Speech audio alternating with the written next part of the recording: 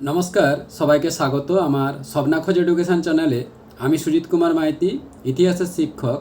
চলে এসেছি আজকে অষ্টম শ্রেণীর একটি বিষয় নিয়ে। আজকের বিষয় ফারুকসিয়ারের ফরমান। ভিডিওটি ভালো লাগলে লাইক, কমেন্ট, শেয়ার ও সাবস্ক্রাইব করে রাখবেন।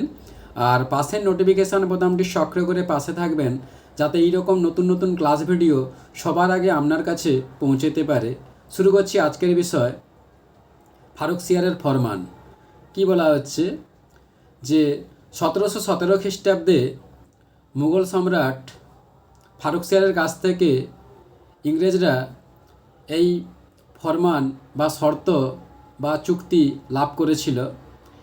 এই চুক্তি বা শর্তের যে নীতি বা শর্তগুলি ছিল সেগুলি আলোচনা করলে বলা যায় যে প্রথম যে ফারুকসিয়ারের কাছ থেকে ইংরেজরা বছরে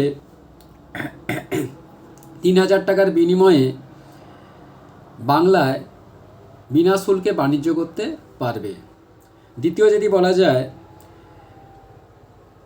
যে কলকাতার কাছাকাছি কোম্পানি 38টি গ্রামের জমিদারি কিনতে পারবে। তৃতীয় যদি বলা যায় কোম্পানির পণ্য কেউ চুরি করলে সেই ক্ষতিপূরণ হিসাবে কোম্পানিকে দিতে হবে সম্পদ, আর যে চুরি করেছে তাকে শাস্তিও ওই বাংলার নবাবকেই দিতে হবে। চতুর্থ যদি বলা যায় যে কোম্পানির জাহাজের সঙ্গে অনুমতি থাকলেই তবেই বাংলার নবাব অন্য কোনো দেশের সাথে বা কোম্পানির সাথে কি করতে পারে, বাণিজ্যিক চুক্তি স্থাপন করতে পারলেই তবে কি করবে, অবাধে বাণিজ্য করতে পারবে। অর্থাৎ কোম্পানির কাছে অনুমতি পেলেই তবে বাংলার নবাব বাণিজ্যিক অনুমতি অন্য কোনো দেশকেও দিতে পারবে, এটাই। আর পঞ্চম যদি বলা যায় যে বাংলার নবাবের যে মুর্শিদাবাদ যে টাকশাল বা রাজকোষ সেটা কোম্পানির ব্যবহার করতে পারবে। তা এই 5টি ছিল ফারুকসিয়ারের ফরমানের চুক্তি বা শর্ত। এবার বলা যায় যে গুরুত্ব। যে প্রথম বলা যায় যে ফারুকসিয়ারের ফরমানের বাংলায় ব্রিটিশ ইস্ট ইন্ডিয়া কোম্পানির প্রায় অবাধ বাণিজ্যের পথ খুলে যায়। অর্থাৎ এই ফারুকসিয়ারের ফরমানের মাধ্যমে বাংলায় ইংরেজরা বিনা শুল্কে বাণিজ্য করার সুবিধা পায়।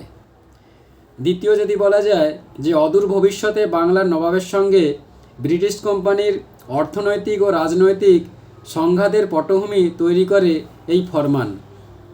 অর্থাৎ অদূর ভবিষ্যৎ বলতে পরবর্তী যে ভবিষ্যতে যে ঘটনা ঘটবে বা যুদ্ধের বাতাবরণ একটা তৈরি করেছিল এই ফরমানের মধ্য দিয়ে।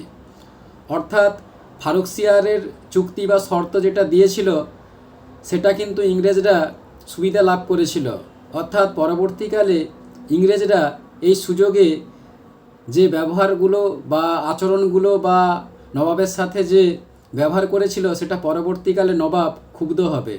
অর্থাৎ রাজনৈতিক, সামাজিক, অর্থনৈতিক সমস্ত রকম দিক থেকে একটা সংকট আসবে এই ফরমানের মধ্য দিয়ে। অর্থাৎ এরপরেই যুদ্ধের বাতাবরণ একটা গড়ে উঠবে। বন্ধুরা, এখানে ক্লাস ভিডিওটি শেষ করলাম। পরবর্তীকালে আবার একটি নতুন ক্লাস ভিডিও নিয়ে উপস্থিত হব। ধন্যবাদ, সবাই ভালো থাকবে।